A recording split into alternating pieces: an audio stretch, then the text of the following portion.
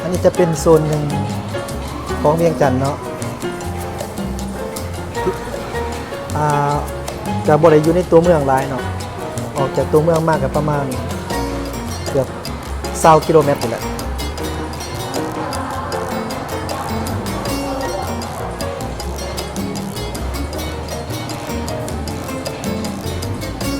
นี่ก็กระสุนการค้าลาวไอเต็กเดี๋ยวเฮามาเบิ่งโซนข้างในกันเลยเนาะ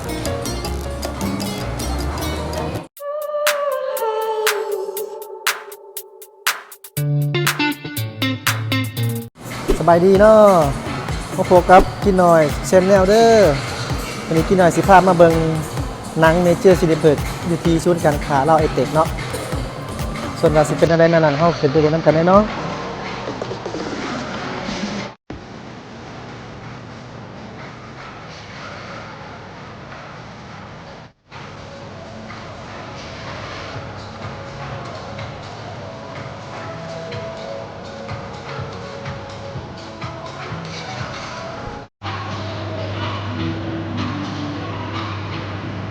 นี่จะเป็นโปรแกรมนะ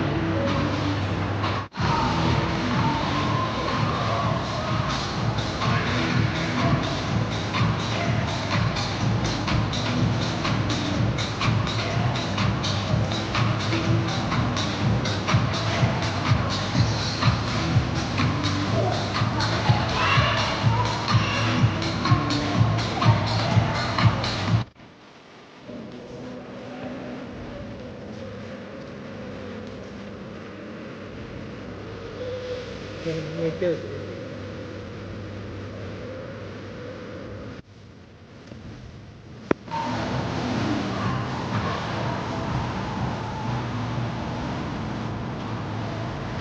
อันนี้แม่น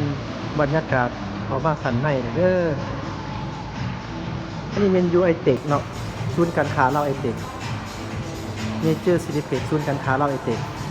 แต่ว่าถ้าว่าจะอยู่ที่เวียงจันทน์เซ็นเตอร์ก็สิเป็นอีกแบบนึงเนาะแต่ว่ากับเนเจอร์ซินิเพ็กคือกัน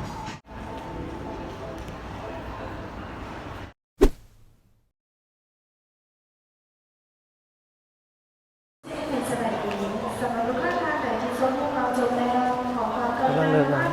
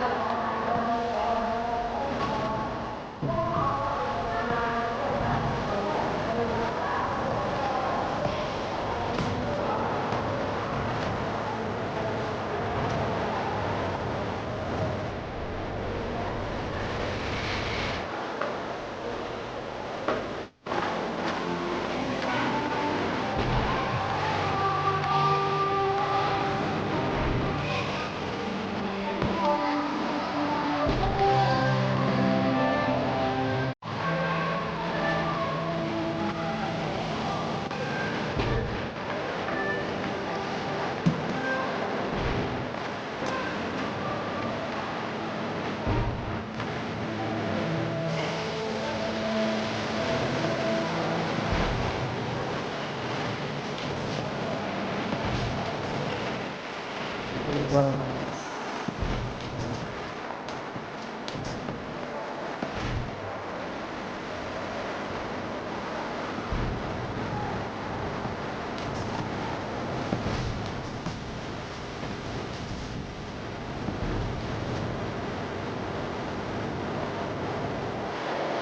เป็นแล้ว